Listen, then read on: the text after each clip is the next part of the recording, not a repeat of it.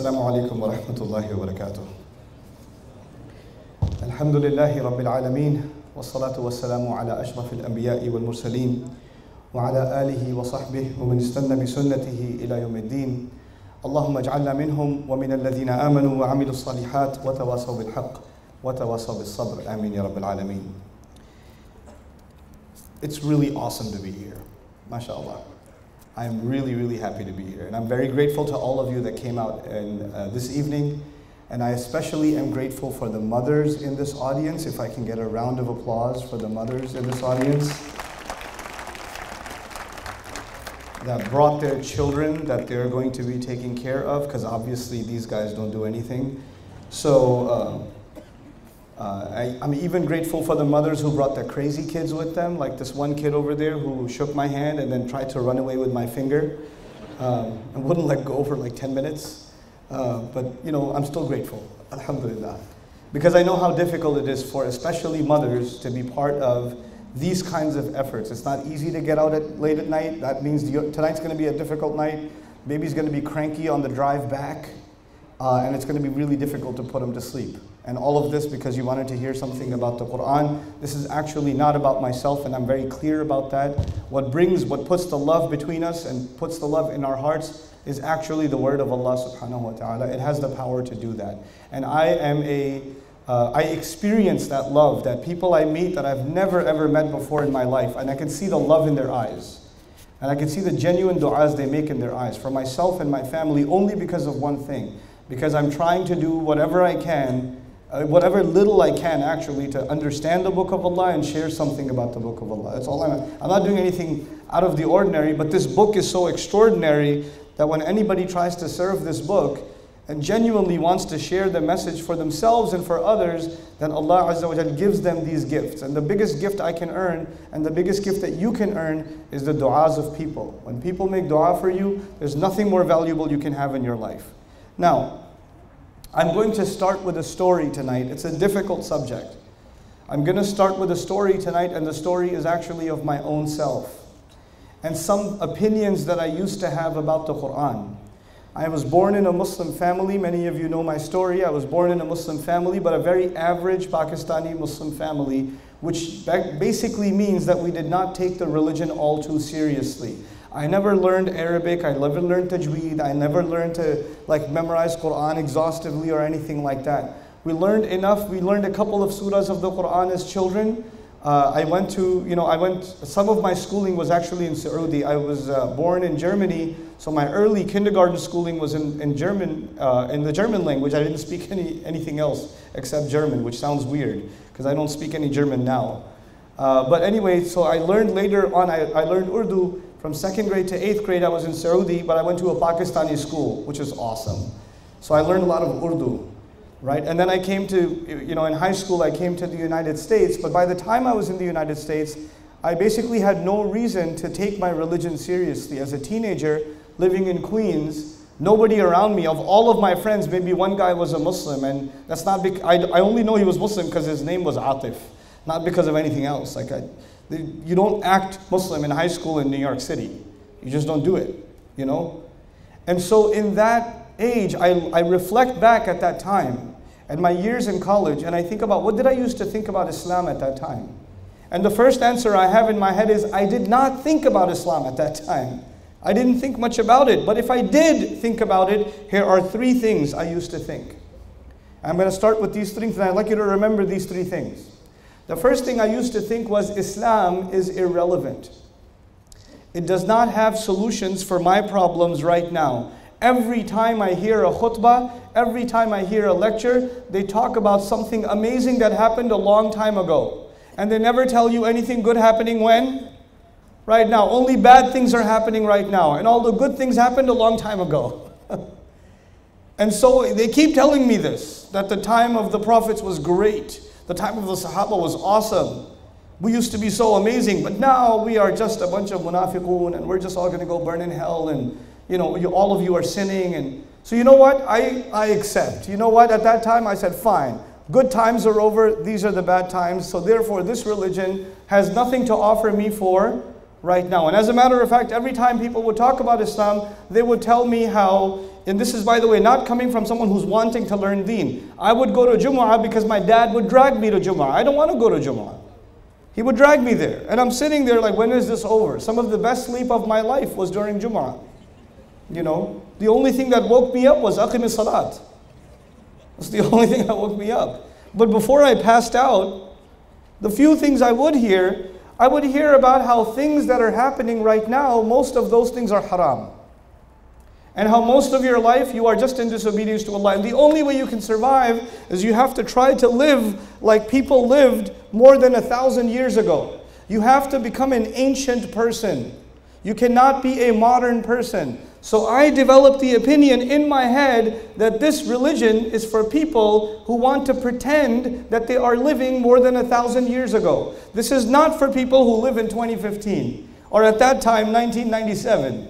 This is not for those people. That was the first opinion I had, that this religion is irrelevant. It's outdated. It's expired.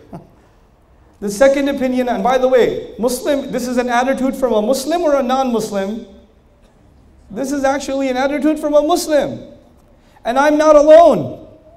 I'm not alone, and I wasn't alone then. Millions of Muslims used to think like this, and they still think like this. And the second attitude was that this religion is harsh. It's harsh. Chances are you are doing something wrong, and chances are you are going to go to hellfire. Actually, the chances that you will go to hellfire are 99.999999999%. And maybe you might make it to Jannah. Most of the time what I heard was, I am in trouble and Allah is angry with me. That's what I heard most of the time. Every time I do something, there is something wrong with it Islamically. Something is wrong with it. And as a matter of fact, at that time, I used to be really scared of people that had beards. Because people that I knew that had a beard, they don't smile. They look at you like, oh my God, this guy. The more Islamic you get, the more angry you get at the world. You know, so I used to be scared of those people. Man, I was scared. And as a matter of fact, even when I was in college, I'm sitting there, I'm eating my pizza in New York City, sitting in a restaurant eating pizza, and a guy with a beard walks in. I'm like, oh man, I was trying to have a pizza, this guy. Ruining my lunch. He's probably going to give me a lecture about how I'm going to hell again or something. You know, I used to be really scared of these people. Really scared of them.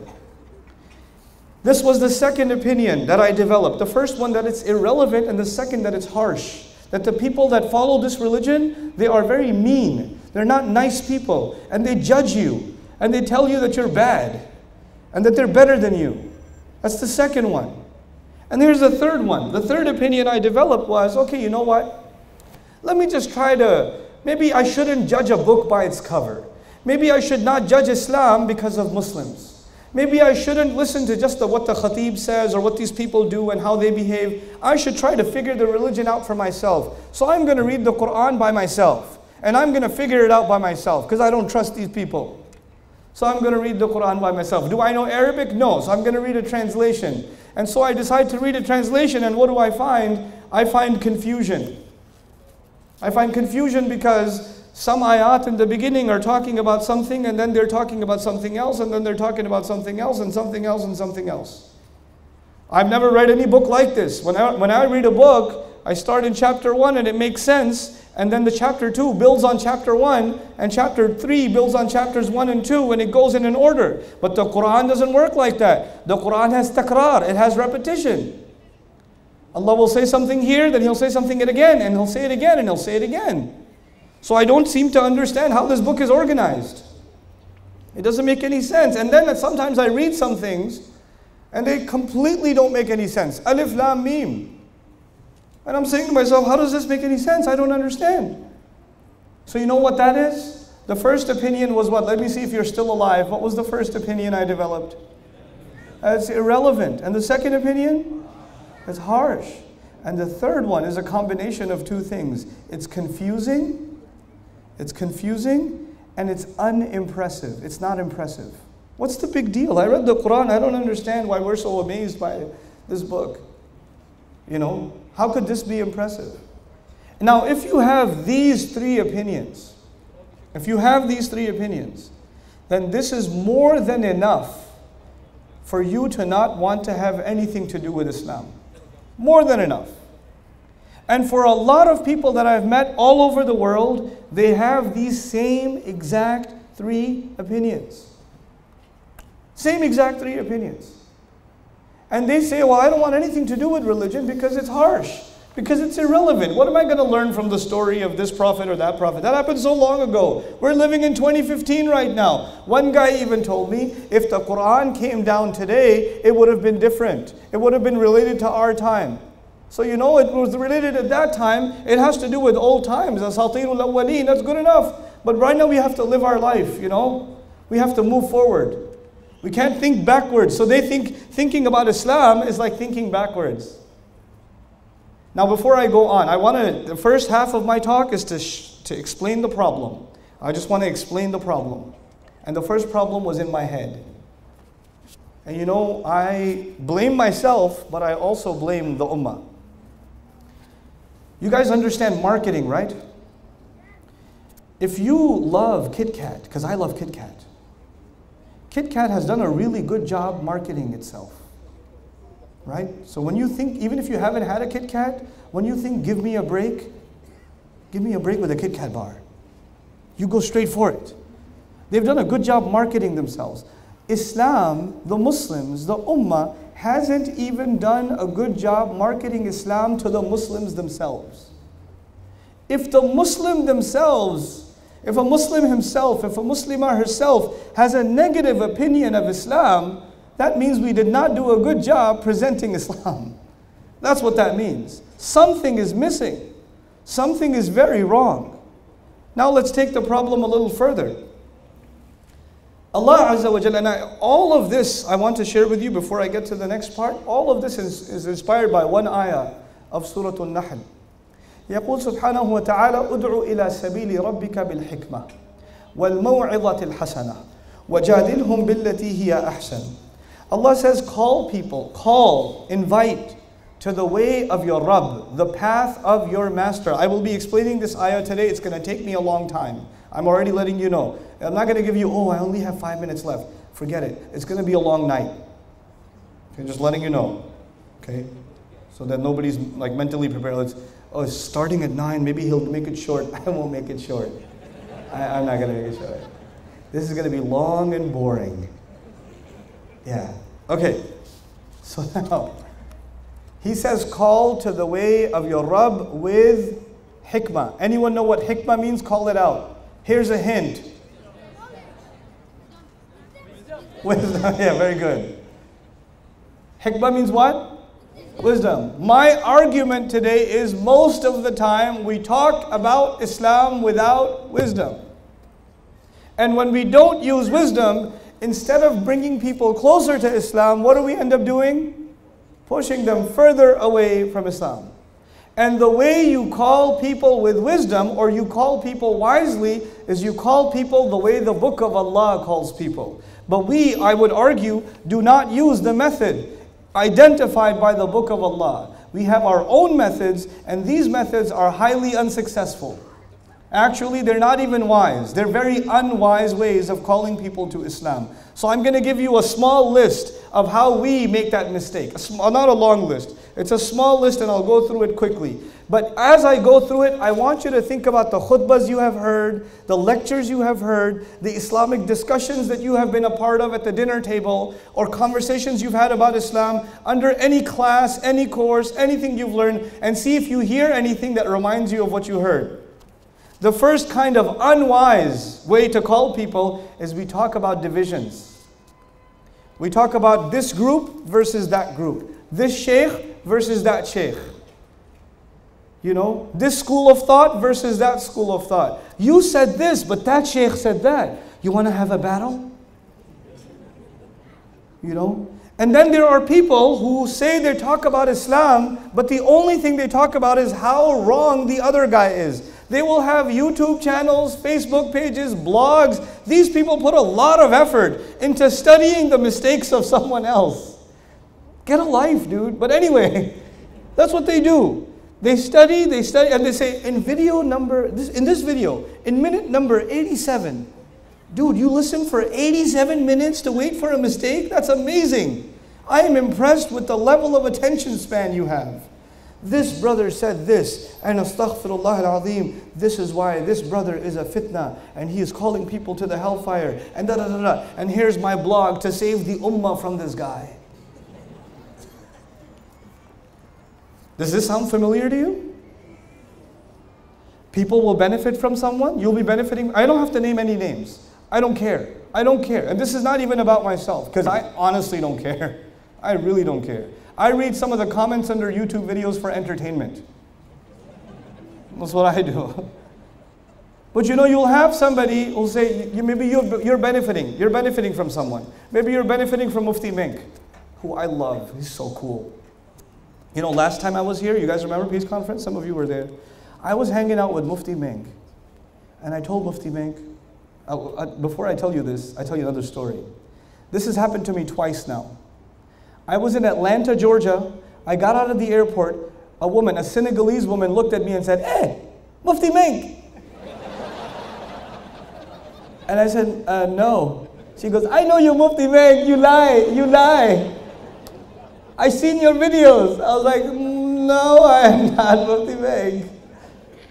And she goes, No, you lie. Wallahi, you Mufti Menk. I was like, okay. I took out a picture of me and Mufti Menk.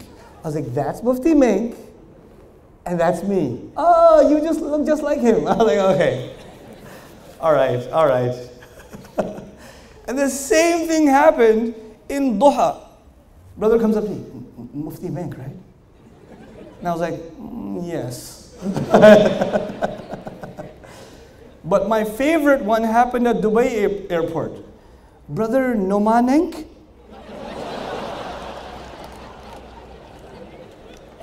That's a good one. Yes. So I was hanging out with Mufti Menk, and I said, you know, Mufti, you know what we should do? I should wear your thobe, and you should wear my suit. And then we should do the lectures. And we were gonna do it, but there was no time left. So next time, I'm gonna disguise myself as Mufti Menk, and he will disguise himself as me. Talk about lack of wisdom, but yeah, that's what we're gonna do. Anyhow, coming back to the subject. Some of you, raise your hand if you benefited from Mufti Menk. Raise your hand. Okay, awesome. See, this is why we love this man. May Allah protect this man and his family. Somebody comes to you, yeah, you know, but he's got this mistake, or some people say that he's deviant, or some people say that he's not a good scholar, or some people, have you heard these conversations? Where do you get this some people business from? As we have this not the sunnah of Rasulullah sallallahu alaihi wasallam, there's the sunnah of the Muslim community now. Anybody who will benefit people, you have to find something wrong with them. And let me guarantee you, I or anybody else who ever grabs a mic, there is something wrong with us because we're human beings. So if you're gonna look for a mistake, I will guarantee you will find it. Guaranteed, you will find mistakes because we're human beings. And if yours, he made a mistake. Well, like, yeah, he's a human being. You didn't accomplish anything. But you know what? We call this Amr bil Ma'ruf and Nahi anil Munkar. What is wrong with you? This is not Amr bil anything. This is you have too much free time on your hands and you don't know how to do something positive. Do something good. Instead of doing research on the mistakes of someone, why don't you go help your mother cook? Why don't you clean your house? Have you ever smelled your socks? Go wash those instead. You know? Do something else with your life. Don't do this. You're not serving anything. That's the first kind of unwise conversation. And it takes so much energy away from the Muslims. So much of their energy is just spent on this rad of this one versus that one and that one versus this one. Come on, you know? And then the second kind of poisonous, I don't even call it wise conversations about Islam. These are poisonous conversations about Islam. The second kind of poisonous conversation about Islam is when people are judgmental. They want to judge you more than Allah will judge you. They let people know they're going to go burn in hellfire, or this is haram, and you don't even know the discussion of the fuqaha. You know nothing. But you think it's haram, so you want to put your fatwa on the world. What qualifications do you have, homeboy? Where did you get this from? I want to tell you a fun conversation I had. One of my friends, Sheikh Abdul Nasir, some of you know him. Sheikh Abdul Nasir and I were at a dinner. And there were some people having dinner with us, and one brother had a very short beard. He had a very short beard. And the brother next to him had a long beard. And the brother with the short beard, at dinner, turned to the guy with the long beard and said, Akhi, your face, haram. You have to... And he's embarrassing this guy at a dinner table. And you know, when it comes to matters of fiqh, I don't open my mouth because I'm not a faqih. I'm not even a scholar. But Sheikh Abdul Nasir is actually a faqih. And he's sitting there listening to this guy. By the way, both of them are like 20 years old. Akhi, this is haram. In the hadith it says you have to grow your beard, etc., etc. And Sheikh Abdul Nasir, oh man, sometimes this guy, he's about to eat his barbecue, and he puts the thing down and he goes, brother, where's the hadith? And he goes, I think it's in Bukhari.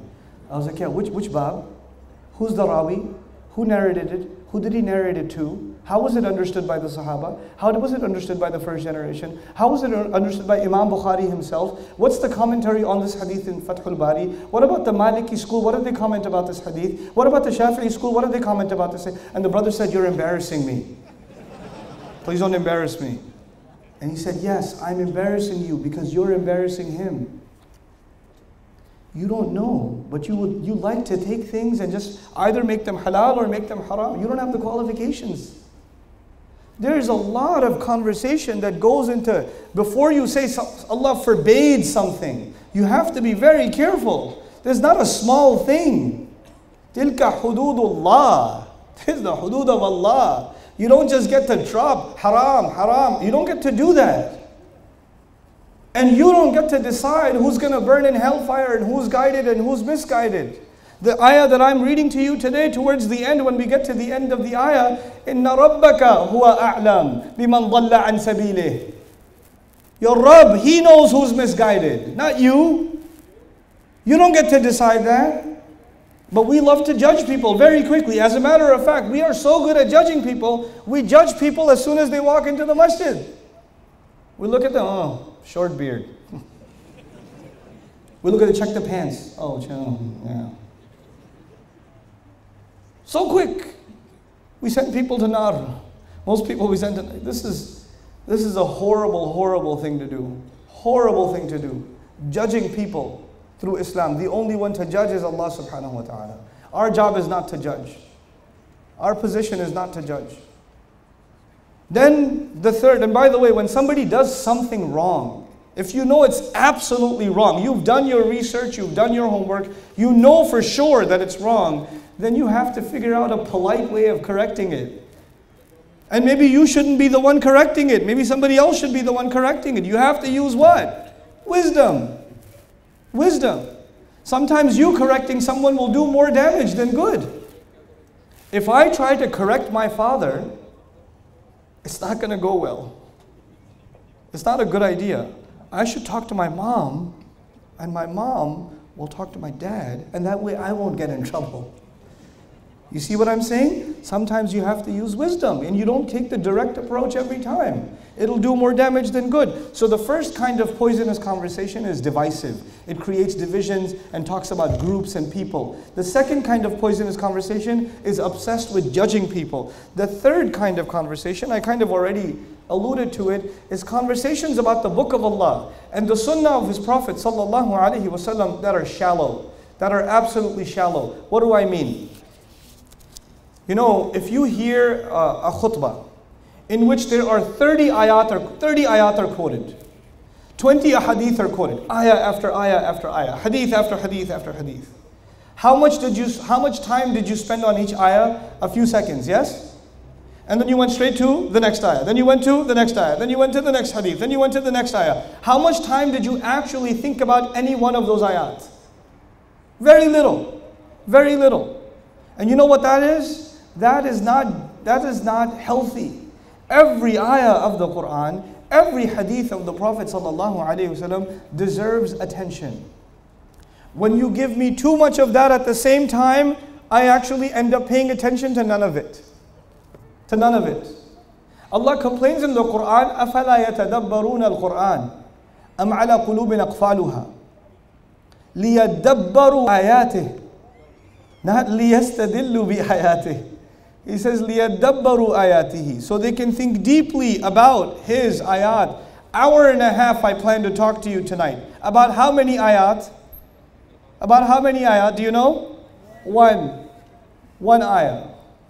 Because it deserves attention. We need to think about it. So what happens is people will quote lots of ayat, but they won't go in depth in any one of them. Now when you don't understand something in depth, is there a chance that you're misunderstanding it? Absolutely. When you don't understand something in depth, there is a lot of room for misunderstanding. Because a shallow understanding can be very easily a problematic understanding. Let me tell you something else while I'm on this point. This might be a little bit harder to understand, but an important point. The most supreme thing that we have in Islam, the highest truth that we have in Islam is the Book of Allah. يقول سبحانه وتعالى وَكَلِمَةُ اللَّهِ هِيَ الْعُلْيَا. The word of Allah is in the highest place. The highest thing we have is what again? The word of Allah. Now what happens? Somebody says, they have a bias already. They have a thing in their mind. And the concept in their mind is women are inferior to men. This is the idea they have in their head. Now that they have this idea in their head, they will pull a bunch of ayat and they'll pull a bunch of hadith and they'll give you dalil for why women are inferior to men. But what came first? The ayat came first or their concept came first? Their concept came first and they used the ayat to prove their concept. This is incorrect. We don't want to make any assumptions before we turn to the Book of Allah. The Book of Allah will decide how we should think. We don't decide how to think about the Book of Allah. You understand? So there's this bias. You already have your mind made up. And by the way, this can go really crazy. Some people can say, well, we have to kill every non-Muslim. Let me prove it to you. And they'll give you 100 hadith and 50 ayat. And they can do it. It's very easy. I've seen it done. What's the problem with that? And some young 19-year-old listens to that speech and says, man, he's got so much dalil. He quoted so many ayat and so many hadith. He must be right. Because it's in the Book of Allah. No, you monkey. The conclusion came first and the research came second. In every field of knowledge, what comes first? The conclusion or the research? The research comes first, and then based on the research, you decide a conclusion. This is the exact opposite of what they do. So it sounds like a very Islamic lecture, because it's got a lot of ayat and a lot of hadith. But you know what? It's a very un-Islamic approach. Because their bias, their opinion has already taken a supreme position, and everything else is being inserted inside it. SubhanAllah. And we Muslims get taken advantage of. They think that's from Islam too. So many of the things we hear today, unfortunately, so many of the things we hear in the name of the Book of Allah are an insult to the Book of Allah. They're an insult. The exact opposite of the meaning is being taught. So many times. And it's a painful thing to listen to. Wallahi, it's painful. Now the next, just a couple more that I want to share with you. There's this isolationist. I know it's a big word, I'll make it easy to understand. There's this isolationist conversation about Islam. By the way, these kinds of conversations about Islam, have you heard them before? Conversations that make divisions between people, have you heard that before? Have you heard conversations that judge people? Have you heard conversations where people already have their mind made up and then they use the ayat and a hadith? Have you heard these kinds of conversations? We are being taken advantage of as a population. And this needs to stop. This needs to stop. Now just one more that I want to share with you is isolationism. And what that means is that they'll tell you that the only people who have the haqq is us. And if you want to be safe, don't listen to anyone else. Because if you listen to them, you will become misguided. And you want to go to Jannah, right? The only way to go to Jannah is you stay in my halaqah. You just listen to me, because all the other people are misguided. And these people have an updated list of the misguided scholars every week. If you want to save yourself, only listen to us. And you know what happens? People listen to them and they isolate themselves. And they isolate themselves from their family. These people cut themselves off from their own family. They don't want to listen to their family anymore. Well, my parents don't listen to my shaykh, so I don't want to deal with my parents. I don't want to deal with my family because they're not on the haqq. And so you use the deen and you misuse the deen to isolate people from their own families, from their own communities, from their own societies. Where I live in the United States, there are some isolated communities in the United States. You know what they teach you? They teach you in these communities, they teach you the non-Muslims, these are the kuffar. They are najas. They are evil people. Don't deal with them. If you deal with them, if you become friends with them, if you talk to them nicely, if you do business with them, they are a fitna. They will take you away from Islam and they will make you kafir. So stay away from them. And so there are masajid in America. In America, there are masajid that have been there for 40 years. And the neighbors, next door neighbors, are non-Muslims. And they have no idea that that's a masjid. Because the people in the masjid say, fitna, the kuffar. Where did you get this from? Where did this come from? If Rasulullah sallallahu alaihi wasallam did not deal with the people in Mecca and he isolated himself, we would not be taking shahada today. I am a Muslim because my father is a Muslim, whose father is a Muslim, whose father is a Muslim, whose father is a Muslim, whose father is a Buddhist. I come from a Buddhist heritage. I looked it up. My great-great-great-grandfather was actually a Buddhist and he became a Muslim. Somebody had to talk to him and not treat him like najas. Somebody had to show him courtesy. Somebody had to treat him like a human being. Somebody had to show him love and respect. You know? I was in the elevator in the hotel over here and the guy's name was, God, what was his name? Ritik. That was his name. It's hard to pronounce. Starts with an H. Ritik. Obviously not a Muslim name. You know what happens? You read the name and you say, okay, is a Muslim guy Muhammad? Oh, assalamu alaikum, brother, how are you? Hindu name, man, Tu. No, hey, Ritik, how's it going? Good, sir. He used to work, he works at the hotel. How long have you been working? 4 months, sir. How's the job? It's hard, sir. Man, it's tough, I know. And we just became friends. We just chatted. Astaghfirullah, I talked to a kafir. Relax, guys. The deen does not teach you to hate non-Muslims. This deen came to bring dignity to all human beings. وَلَقَدْ كَرَّمْنَا بَنِي Adam. Allah says we gave respect to the children of Adam. I'll say that again. Allah says Allah gave respect to who? To who?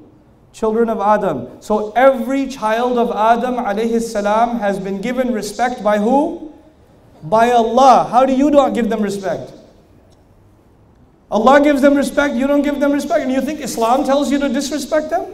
Islam tells you to look at them as evil? You don't even understand the ayah when Allah talks about mushrikun being najas. Where is the ayah? Where does it occur? What surah does it occur in? What context does it occur in? And how does it apply? We don't want to know because we just want to look at the surface and not study deeply.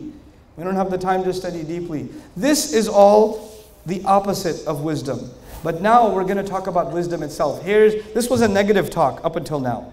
Now we're going to have what? The positive talk. Why did I organize it this way? Because I want to leave you with something positive. I don't want to leave you with something what? Negative. Now listen carefully. I'm going to start with an ayah that belongs to Surah An-Nahl. By the way, the ayah, invite people with wisdom, belongs to Surah An-Nahl.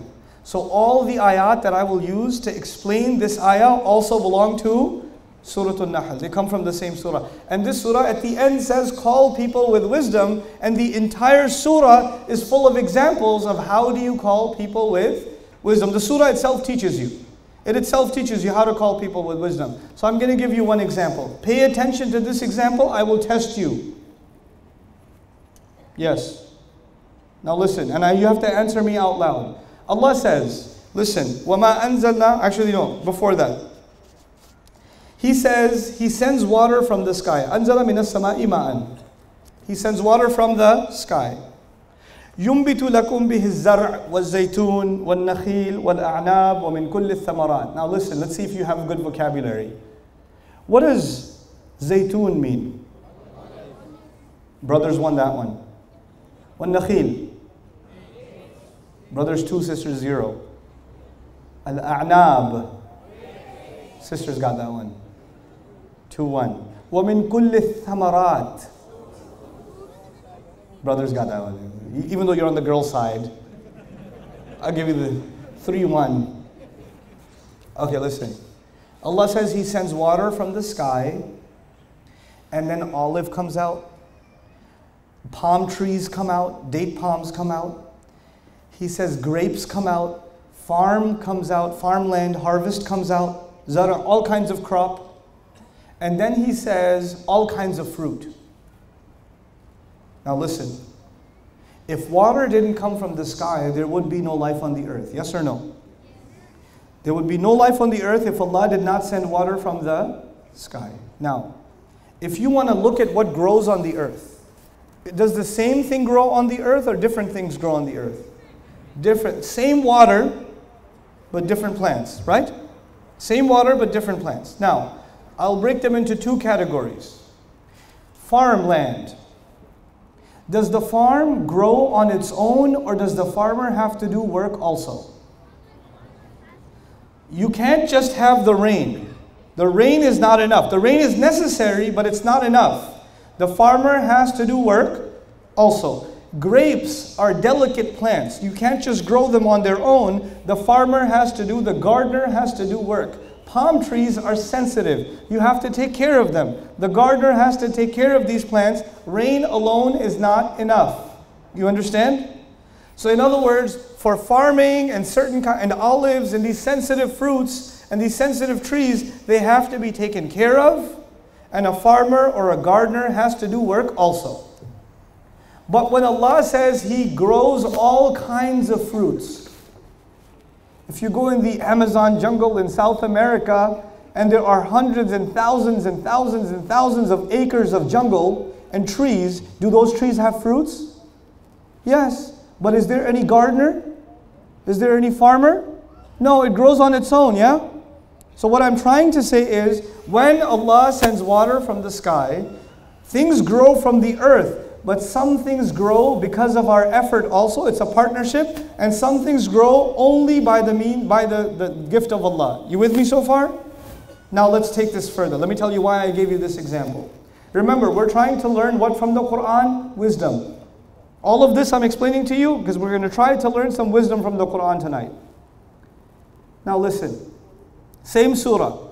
Allah Azza wa Jalla later on says, وَمَا أَنزَلْنَا عَلَيْكَ الْكِتَابَ إِلَّا لِتُبَيِّنَ لَهُمْ الَّذِي اخْتَلَفُوا فِيهِ وَهُدًى وَرَحْمَةً لِقَوْمٍ يُؤْمِنُونَ. We did not send the book down to you at all. Wait, before He said, what did He send down?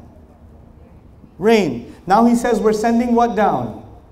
The book. So now He is going to compare the book to what? The rain. He says we sent the book down only so they could clarify all the differences. And so it could be guidance and mercy. Now, when the book of Allah comes down like the rain comes down, the rain goes into the earth. And the book of Allah, its ayat go inside the hearts of human beings. Now, the earth used to be dead, yes? And because of the rain, what happened? It came back to life. And the people used to be dead.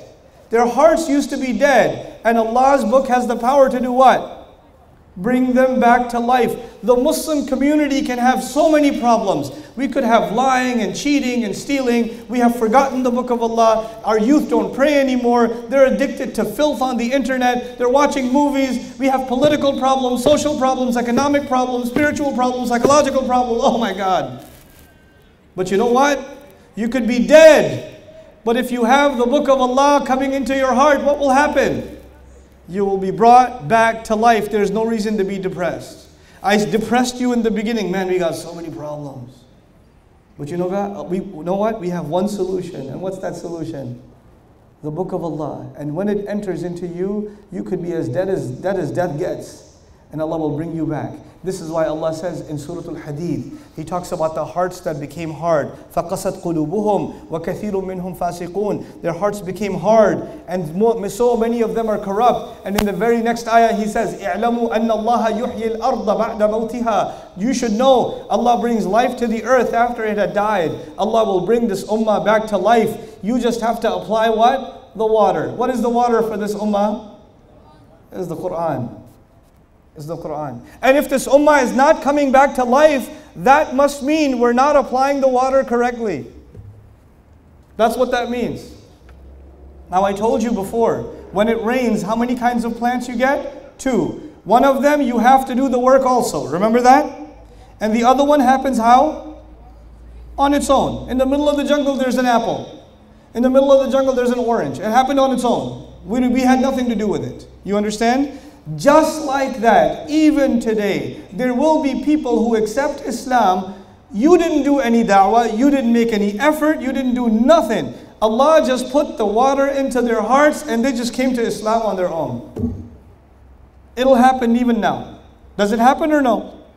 Just like the fruits who grow in the middle of the jungle, with no human effort, only by the will of Allah. There are some people who come to Islam only by the will of Allah.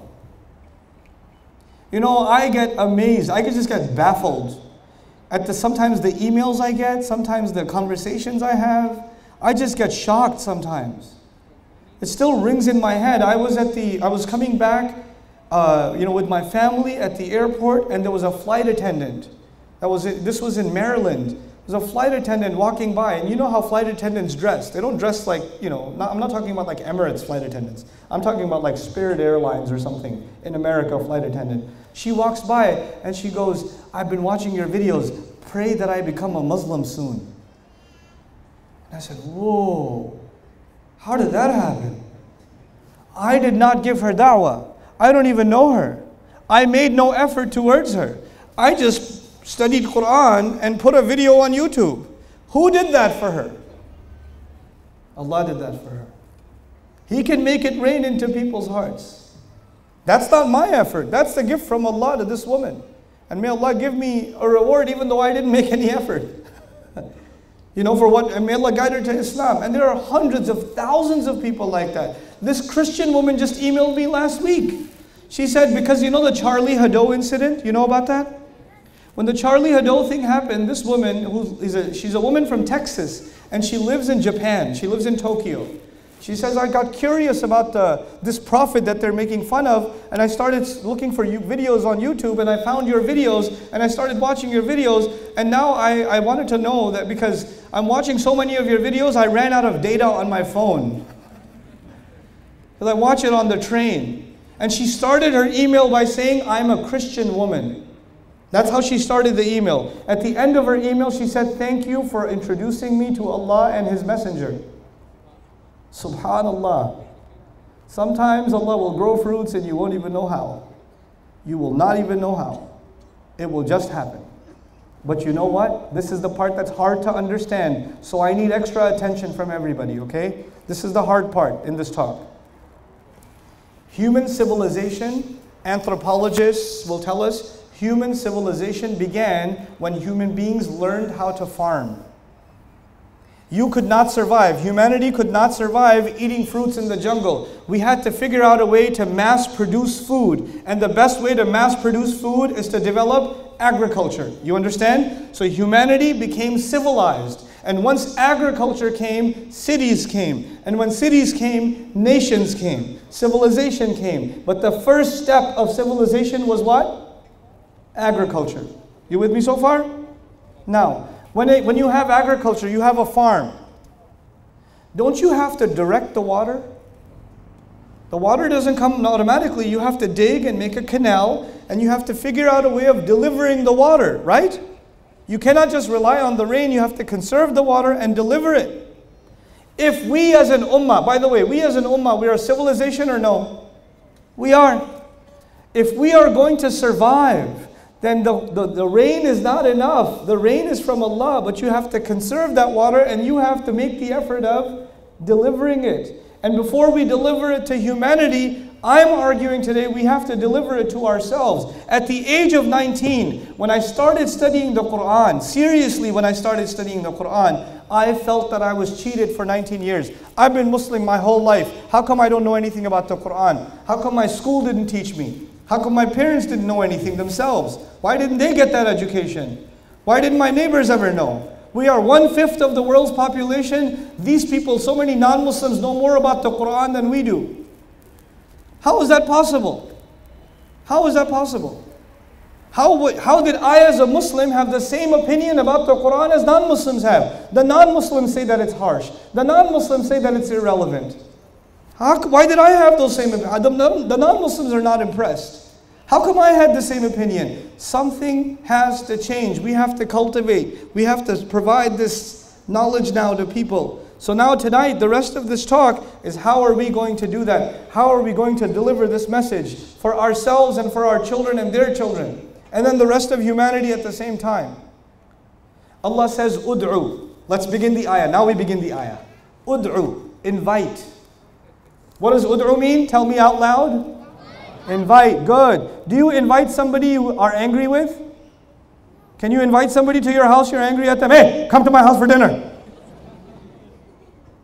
You don't do that. When you invite someone, it is an act of friendship. You cannot invite someone unless it is an act of what? Friendship. So from the very word da'wah, from the very word ud'u, if you are not friendly, you shouldn't be doing da'wah. If you have an angry personality, why don't you just go memorize Quran or something? Let somebody else do da'wah. If you get really frustrated with people, you should not be doing da'wah. Because da'wah means what? Invitation. And to do invitation, you have to be what? Friendly.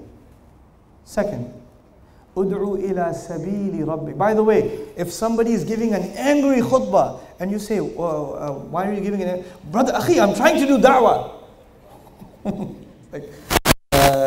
That's not how you do da'wah. You don't scare people to death and then invite them. This is not invitation. This is get lost and get out of here and never come back. He says, by the way, he doesn't say, Ud'u ila al-Islam. Ud'u ila dini rabbik. He doesn't say that. He says, Ud'u ila sabili rabbik. What does sabil mean? Let's see who wins this one. Oh, brothers won again. Ud'u ila sabili rabbik means invite to the path of your Rabb. Everybody knows what a path is, yes? Now, have you ever invited anybody to a path? That doesn't make sense. You don't invite someone to a road, you invite someone to a destination, right? You don't invite to a road, you invite to a destination. But Allah is telling us that you have to invite people to a what? A road. A sabil, a path is a road. A path is a road. Why did there's so much wisdom in this kalam. I hope I can explain this to you in ways you will remember, because this is one of the most powerful truths of Islam that is hidden. People don't know. People don't know. You know, people study Islam and they say, man, sisters are learning Quran. I don't know so much vocabulary. I haven't memorized so many surahs. I don't know tajweed yet. I don't know this yet. I don't know that yet. When I learn this much, inshallah, then it will be good. But right now, I don't know anything. People are always worried about more quantity. And they want to accomplish. And they keep thinking they haven't done anything yet. If Allah is calling people to a path, like a road, are people traveling at the same speed? No. Some people travel fast and some people travel what? Slow. Some people are traveling so slow that you can't even see their progress. It's that slow. It doesn't even show up on the speedometer. It's that slow. But they're still making progress. The problem is we like everybody to make progress at the same speed. You should be like this one, you should be like that one. Even parents, they tell one of your daughters can do better than the other one. Why don't you be like your sister? They're not the same. They're on their own path. You're asking Allah to join the road. That's all. You're asking people to join the road, not the destination. Allah is not calling you to the destination. He just wants you to enjoy the road. So many people come up to me, how do I learn Arabic quickly? How do I study the whole Quran quickly? I was like, why do you want to do it quickly? What's your hurry? You know, are you going to die soon or something? You got time, bro. Relax. Chill out. Allah is not interested in how much you know. Allah is interested whether or not you are on the road. And when you are on a road, how do you know if you're on a road? The scenery around you is changing, yes or no? And you're making progress. All Allah wants from you is what? Progress. All Allah wants from you is progress. He does not want perfection from you. That's what people want from you. That's not what Allah wants from you. Allah knows what He created. He did not ask people to become perfect. He asked people to make progress. That's all He asked. Allah makes our deen easy and beautiful. We make our deen difficult and ugly. We make people feel bad because they're not perfect. We make people feel bad because they're not completely there yet. The Sahaba were the best generation, yes or no? Best generation of all time. Of all time. And these people were willing to die for Islam, yes or no? Okay, Allah gave them ayat about alcohol in 3 stages. These are people that are willing to die for Islam. And Allah said, "La taqrabu," "Ithmuhuma akbaru min naf'ihima." The evil in alcohol is greater than the benefit. The evil is more. Then that wasn't enough. Then later on He said, وَلَا تَقْرَبُوا الصَّلَاةَ وَأَنْتُمْ سُكَارَى حَتَّى تَعْلَمُوا مَا تَقُولُونَ. Don't go near salah while you're drunk. And then finally, one of the last surahs ever revealed, Surah Al-Ma'idah, one of the last surahs ever revealed, He says, رِجْسٌ مِّنْ عَمَلِ الشَّيْطَانِ فَهَلْ أَنْتُمْ مُنْتَهُونَ. This is evil from the work of the devil. Will you stop or what? In other words, Sahaba, who were the best generation, Allah did not expect them to quit alcohol immediately. If He wanted, He could have given the ayah from the very beginning. Now think about this even further. Alcohol is considered not just haram, it's also considered evil. There's a difference. Pigs are not evil. Pigs are just what? Haram. You don't see a pig and say, astaghfirullah, evil, shaitan. No, it's just a pig. Just don't eat it. Okay, it's a pig, Allah made it. It's not evil. Relax. Okay? But alcohol is not just haram, it is also what? Evil. Which means it was always evil. Which means it was always from the work of the shaitan. In the first year of revelation, it was from the work of shaitan. And in the 23rd year of revelation, it was also the work of shaitan. And even though it was always evil, Allah decided that people haven't made enough progress on the road yet. So they're not ready yet. So I'll give them the ayah when they're a little more ready. So I'll give them a little bit. And I'll tell them, look, the harm is more than the benefit. Then a little bit later, I'll say, at least don't be drunk when you're making salah. And a little bit later, I'll tell them, okay, leave it now. You're mature enough. Now stop. The best generation, Allah allowed them time to make progress on the road. And what do? If a drunk guy walked into the masjid today, he's had 2-3 beers, you can smell it from 10 feet away, and I want to pray. What are we going to do with him? We're going to beat him up and kick him out. And once you kick him out, where's he going to go? Back to the bar. He's going to go back to drinking. He came to the house of Allah. He took a step. He took such a big step. And you said, go back. This step is not good enough for us. You're not good enough for us. Allah wants you to make progress on the road. And you have to let other people make progress on the road. And maybe some of them will take their time, and some of them will move quickly. You know, Allah gave the example of growing things on the ground, right? There's a farmer.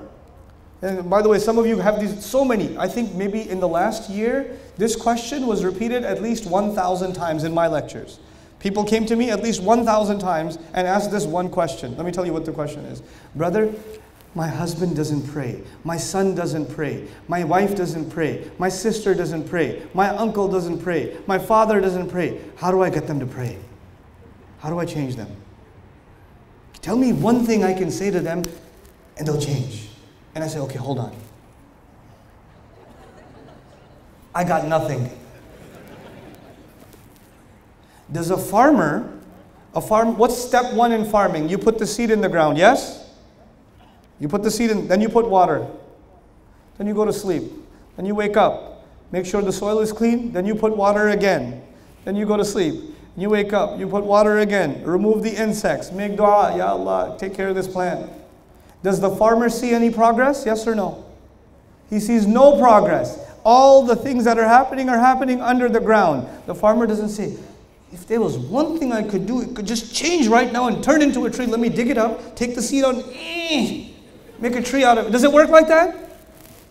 Allah compared the Quran coming down to water coming down. And when water comes down, the life on the earth grows immediately or grows over time?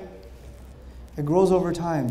When the Quran will enter somebody's heart, they will change immediately or change over time?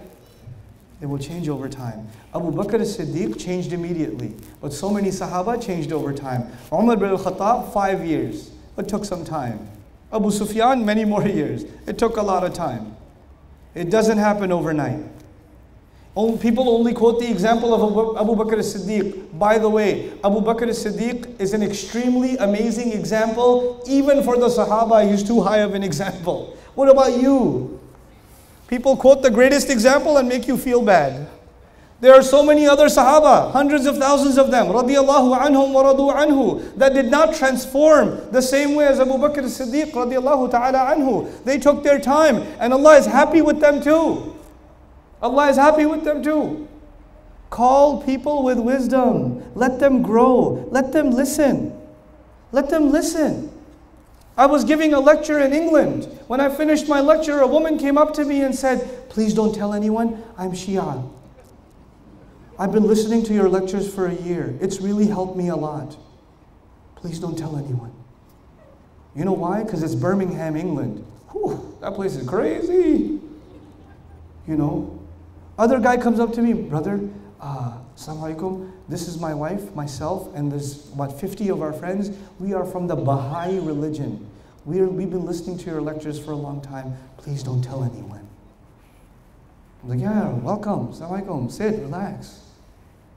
I don't need to go after and start having debates with the Shia person or the Baha'i person or any other person for that matter. Why? Because my only concern is to get the water to the heart. That's all. The rest, who will do? The rest, Allah will do that. You're not going to do that. Allah will do that. That's up to Allah what He does. That's not up to me. We don't give people a chance. We're too busy arguing with them and debating with them and pushing them further away from Islam. This is not wisdom. This is just not wisdom. Call people to the path of your Rabb using wisdom. Bil hikmah. And then he says, وَالْمَوْعِظَةِ الْحَسَنَةِ. Call people with beautiful, heart-penetrating advice. Give people advice that will go to their heart, that will get inside their heart. Now what does that mean? It could mean a lot of things, but I'm going to keep it brief for you guys. Simple lesson. Sometimes you say things that make someone angry. Sometimes you say things that they are willing to accept, and sometimes you say things that make them more upset and they don't want to listen to you. You have to find a way of saying things that will melt someone's heart, that will get inside their heart. They won't get defensive. Let me give you an example. You know the famous story of Hassan and Hussein radiallahu ta'ala anhuma when he saw a man making wudu incorrectly. You remember the story? Right? He was making wudu incorrectly, so what did they do? They say, hey, you are such an old man. You should know better. Astaghfirullah, you don't even know how to make wudu? You should be ashamed of yourself. Let me show you how to make wudu. Did they do that? No. If they do that, the older gentleman might be very upset. I get really upset with them. What do they do instead? They just quietly make wudu next to him. And his heart melts. These young boys are taking their time making wudu. I should take my time making wudu. Yes or no? In other words, they used wisdom. And they used al-maw'idha al-hasana. Al-maw'idha al-hasana means you give advice in a way that softens somebody's heart. You don't give advice in a way that hardens somebody's heart. If they are in a mood to argue with you and fight with you, leave them alone. إِذَا خَاطَبَهُمُ الْجَاهِلُونَ قَالُوا سَلَامًا. When people get emotional, leave them alone. Don't need to argue. No need to debate. Da'wah is not the same as debates, people. I was giving da'wah to my cousin. We were arguing for 3 hours. You're not giving da'wah. I don't know what you're doing, but it's not da'wah. That's not da'wah. When people are getting silly, people are getting emotional, people are getting obnoxious, you just back off. Maybe another time. We'll talk again. It's okay. You don't have to convince people right away.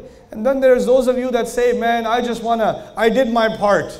Now the matter is in the hands of Allah. Like this brother came to me, my brother, he doesn't pray, so I told him, if he doesn't pray, that he will burn in Jahannam. And I quoted the ayah to him, فَلَا صَدَّقَ وَلَا صَلَّى وَلَكِنْ كَذَّبَ وَتَوَلَّى. I quoted the ayat to him and he still didn't listen. Now I can tell Allah that I did my part. I said, if I wouldn't go to jail, I would have slapped you right now. What do you mean you did your part, you monkey? We follow the example of the prophets, alayhi salatu wassalam. Did they recite the ayat onto people one time and say, well, I did my part. Ya Allah, just take them out. Let the flood begin. It doesn't work like that. You give somebody advice, then you go back, then you go back, then you go back, then you go back, then you go back until you die. Until you die. And then some people come to me and say, but Nuh alayhi salam, eventually he gave up. I was like, okay, when you live 950 years, you give up too. Next time you quote Nuh alayhi salam, get a little bit older. Then you can tell me about Nuh alayhi salam. We don't use hikmah. We just don't use hikmah. We don't use al-maw'idah al-hasana. Good advice, sound advice. Make people feel better. I will tell you, maybe I'll get in trouble for saying this, and I don't care. I'll just tell you how I see it. One of the things that really hurt me when I came here?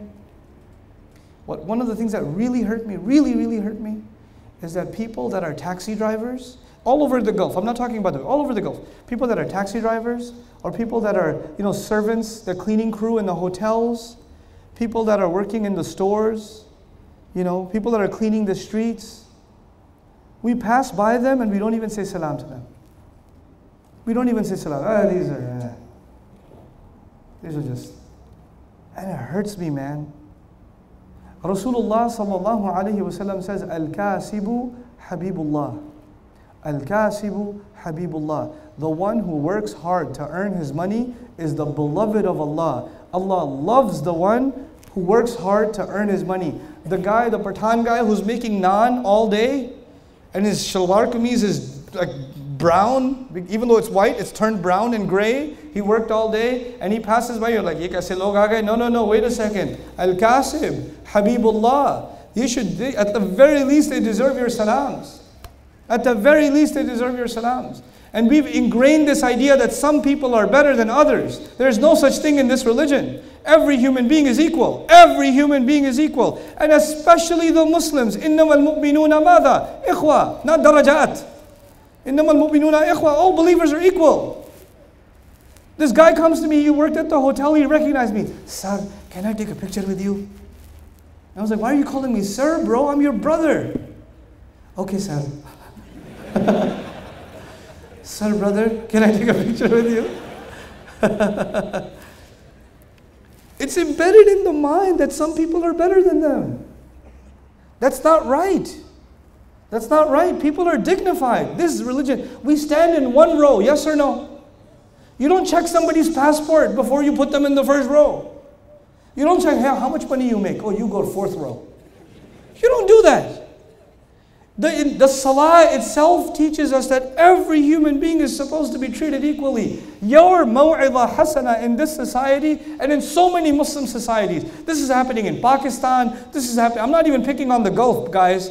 I'm not even picking on. This is happening in Pakistan, Egypt, Bangladesh, India. You go there, some rich family goes and they go to a restaurant, and I saw it with my own eyes one time.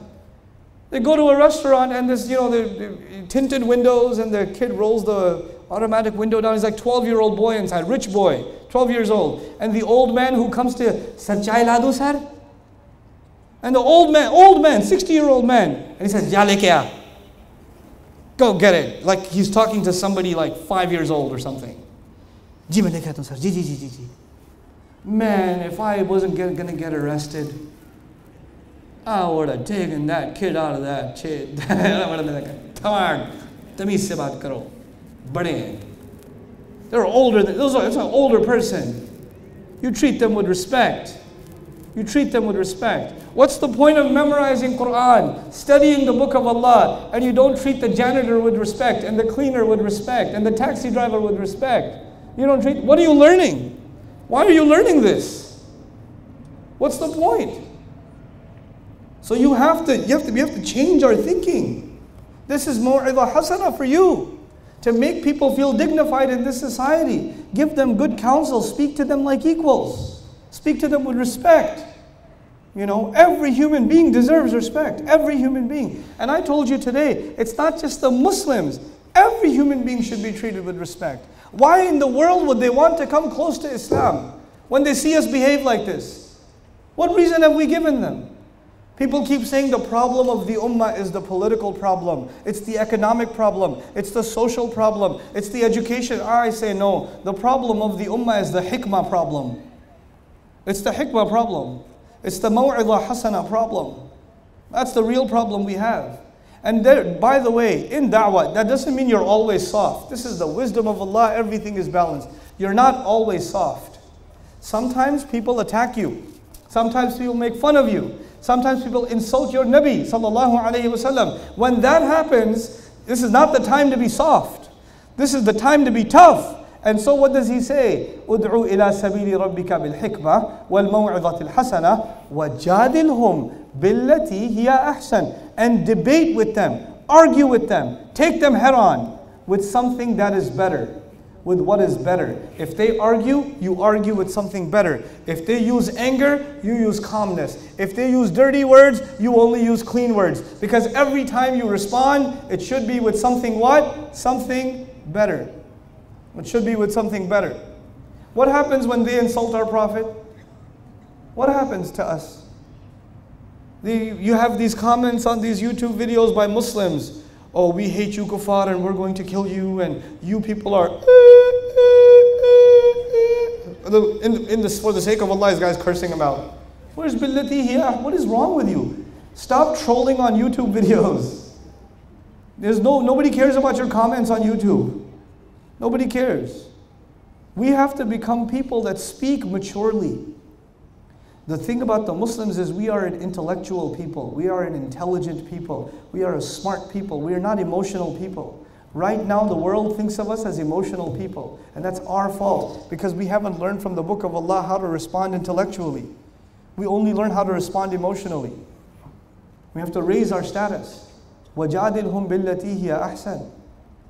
Now at the end of all of this, all of the calling people with wisdom, helping somebody, giving somebody advice, you know what happens? There's a really big problem. When I give somebody advice, sometimes there's a problem. I think I'm better than them. I think I'm better than them. They need my advice. And this is a problem, especially if you get used to giving advice.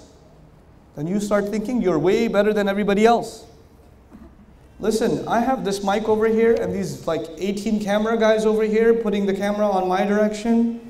But you know what? None of this means anything. I am not better than you. And you're not better than me. And who is better than who? Only Allah knows. Only Allah knows. This is not a superiority thing. It's not. It can't be.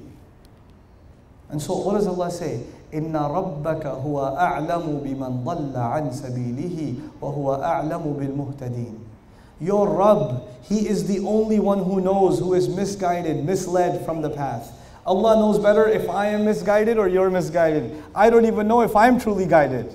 I don't even know that. Before I think about guiding you, I need to know Allah is the only one who knows where I stand, what my real position is. So I have to be humble to Allah. Before I even give somebody else advice, I don't say, SubhanAllah, these people are so misguided, I have to help them. Wait, hold on a second. I don't even know where I stand. And second of all, when you're giving someone advice and they're not listening to you, they're not changing the way you like them to change, they're not transforming, this does not mean that they are misguided. Maybe some seed is growing and you don't know. Allah knows what's happening inside. We only know what is happening where? Outside. And we get frustrated by the outside. And we pay no attention to what's happening on the inside. This is my last comment to all of you. This is what I want to conclude with, because this is one of the most important problems we're going through in the ummah today. This ummah today, one of its biggest problems is a lack of wisdom, and the lack of wisdom shows when we are only concerned with the outside and not concerned with the inside, even within Islam. Even within Islam. A good boy is a boy who memorized the entire Quran. That's on the outside. A good person is someone who has a lot of ilm. That's on the outside. That's not on the inside. You could have a lot of ilm and still be a terrible human being. Is it possible? You could still be a hafiz of Quran and care nothing about Allah and His Messenger. Is that possible? Yeah. Making somebody a hafiz does not make them a good person. Hifz is important. My kids do hifz too. But hifz is only one small part of the equation. We have to fix what is on the inside. That is really, really important. More important than anything else. Anything else. People say you have to have, until you have a lot of ilm, you are not worth anything to Allah. I say, I don't know what Quran you are reading, but it's not the book I learned from. It's not the book I learned from. You know, Rasulullah sallallahu alaihi wasallam was reciting Quran and some jinn passed by. You know the story? He was reciting Quran and jinn passed by. And the jinn heard the Quran.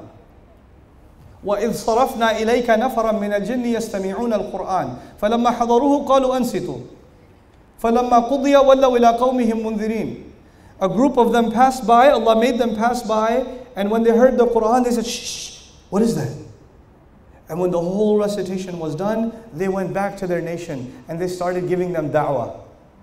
How long did the jinn listen to Quran? Few minutes? Did they get a degree in tafsir? Did they get a degree? Where did they get the ijazah and tajweed from? Where did these jinn who learned Quran for how long? How long? Few minutes. And then what happened next? They went back to their nation and started inviting their nation to the book of Allah. And their da'wah was so beautiful that Allah made it part of the Quran. It's in the Quran that we learn their speech. Are these jinns ulama? Are these jinns fuqaha? No. These are regular jinn, regular people in their own species. But you know what makes them amazing to Allah? Their sincerity. Their sincerity. We like to make the religion complicated. Allah makes the deen of Allah easy, simple, beautiful. So much so that even a jinn can understand it. And they don't even have a PhD. They can understand it. We like to complicate things. We like to teach everything about Islam in a complicated way. And Allah likes to teach it in a simple way. That is the wisdom of Allah, keeping things simple. We complicate things. Somebody recites Quran and we say, where'd you get ijazah from?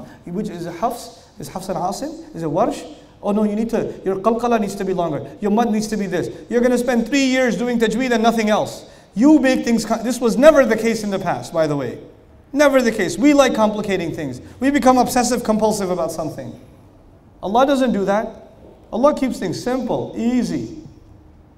Somebody says, I'm a Muslim. Oh yeah, you're a Muslim? What's your aqidah?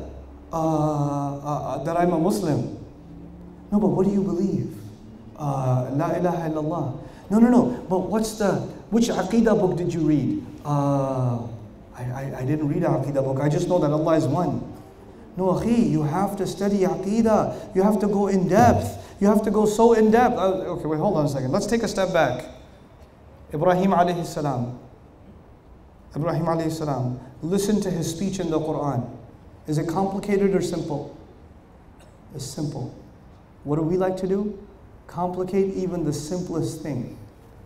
We love it. We love complicated. And I'm not saying don't study aqidah. For the tullabul ilm that are going to be mutamayyiz, that are going to be advanced students, go study it. But for the rest of the people, please leave them alone. Keep things simple. Because Ibrahim alayhi salam kept things simple. Salih alayhi salam kept things simple. Isa alayhi salam kept things simple. They were the best teachers Allah could ever choose. They were the best of all teachers, these prophets alayhi salatu wasalam. And the best of their speeches made it into the Quran. You're not going to come up with a better way of teaching people iman than the book of Allah. It's not going to happen. And Allah makes things easy. We make things difficult. Wallahi, we do that. We are hard on people, Allah is easy on people. This idea that I share with you at the end, how we don't have this balance anymore in the way we present Islam, it's made things so hard for the Muslims. So many Muslims think they're disobeying Allah in everything, and that Allah is just going to punish them. Allah is always angry with them. And Allah Himself says, مَا يَفْعَلُ اللَّهُ بِعَذَابِكُمْ. What is Allah going to get out of punishing you? Allah doesn't want to punish you. We have to spread the rahmah of this deen again. The rahmah of this book again. This rain has to fall again. Rain itself is a rahmah from Allah, yes or no? Yes. So the Quran is a rahmah from Allah, yes or no? Last point. Let me show you how Quran is a rahmah from Allah. I was just talking about Surah Al-Rahman in Qatar. I'll share one thing with you. Just one thing. Think about this as you leave today. In Surah Al-Rahman, it begins Ar-Rahman, which is such a beautiful name of Allah, right? The name of Allah that has love, the name of Allah that has care, the name of Allah that is tied to the word Rahim. What a beautiful name of Allah. This girl came to me in Boston. She said, I left Islam. She said, I left Islam. I said, why did you leave Islam? And she said, because of Surah Al-Rahman. I said, why? What did Surah Al-Rahman do to you? She says, in Surah Al-Rahman, Allah begins with Ar-Rahman, that He's so loving and caring and merciful. And in the middle of the surah, He starts talking about hell and how people are going to burn and how people are going to be tortured. How can Allah that is so full of love and rahmah torture people? How could He do that? And I had a long conversation with her, but I'll just share one thing with you. The description of Jahannam in Surah Al-Rahman is one of the most terrible descriptions in the whole Quran. The following description is rated R for graphic words and seriously scary content.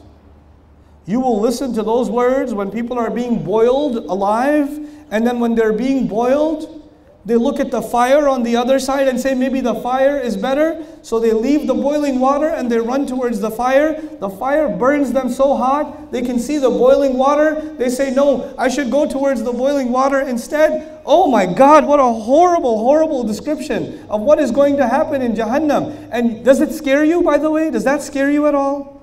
Because it scares me. And as soon as you get scared, what does He say? وَلِمَنْ خَافَ مَقَامَ رَبِّهِ جَنَّتَانِ. Whoever got scared of standing in front of his Rabb, he gets 2 Jannahs. The whole point of scaring you was to guarantee you Jannah. That's the whole point. He scared you and said, did you get scared? Okay, then you get 2 Jannahs. SubhanAllah. Even when He scares you, He gives you something good. This is what Allah does. We don't do that. We like to only scare people. We only like to be negative with people. This is a depressing time for the ummah. It is in need of a positive message. And there is no more a positive message than the book of Allah that begins with Alhamdulillah. The words Alhamdulillah, when that means that we are grateful to Allah and we are appreciative of Allah for everything. No matter how bad things are, we will stay positive, because every single salah, we begin with what? Alhamdulillah. That means we have to be positive people. We cannot be depressed people and negative people and angry people and judgmental people. We have to be grateful and positive people. This is the message of Allah's book. This is the wisdom that we have to internalize. I pray that Allah Azza wa Jal gives you the strength to benefit and be of benefit to others through the wisdom of Allah subhanahu wa ta'ala's book. And I pray that Allah Azza wa Jal gives all of us the ability to become examples for what this book is supposed to represent, for the beautiful legacy of the Messenger sallallahu alaihi wasallam. Lastly, I want to just give you an announcement, and I'm done for the evening, inshallah ta'ala. The announcement that I'd like to make to you is for those of you that are interested in learning the Quran with me. I can't come to Dubai often. I can't come to the Khalij often. I miss my children too much. And I have a lot of kids. I have 6. That's a lot. I know for some of you are like, I have 12. No, but you know, for me that's a lot, okay? For me, in America, that's a lot. When we go to the park, like that, all of them are your kids? Like, that's my kids, ma'am. You got a whole tribe out there. I'm like, yes, I do, my friend. You know? So I miss my kids. I got to stay home. I want to do work from home. But that doesn't mean I can't try to benefit you. If you're benefiting from the work that I'm doing, that's because most of what you saw me do wasn't here. It was me sitting in Texas trying to get to you. That's what I'm trying to do. There are two, for the young people here especially, I recommend 2 courses. If you can study 2 courses from me, it'll give you a good start in your journey in the Quran, okay? Just 2 courses. The first course is called Divine Speech. It's not on YouTube. On YouTube, there's just a video about it or 2, but the full course is called Divine Speech. And the second course is called Quran for Young Adults. What was the first course? Good. What was the second course? Quran for Young Adults. I recommend these 2 courses, especially for younger audiences, families. If your kids are like 10, 12 years old, they can start both of those courses. Do it as a family. It'll give you a good and solid introduction to the Quran before you get into a study of the Quran, inshallah ta'ala. Because you need a little bit of an intro before you get in, you know? So that's the purpose of Divine Speech and Quran for Young Adults. I'll tell you a little bit of what I do in Divine Speech. People ask the question, how come Allah uses we in the Quran? People ask the question, how come there are different kinds of surahs in the Quran in different order? People ask the question, how come subjects keep changing in the Quran? When they ask these kinds of questions, I took all of those questions and tried to answer every one of them so you have a better understanding of the kind of book you're dealing with when you're dealing with the Quran so you can appreciate it better. Both of these courses are available online. You can go to Bayyina. If you don't know how to spell Bayyina, make istighfar 2 rak'ah and slaughter a camel, okay? Go to bayyina.tv and you can access these courses, inshallah ta'ala. Bayyina.tv. Thank you so very much for listening this evening. Jazakumullahu khairan. Hopefully I'll see you guys tomorrow evening as well. Barakallahu li wa lakum. Assalamu alaikum wa rahmatullahi wa barakatuh.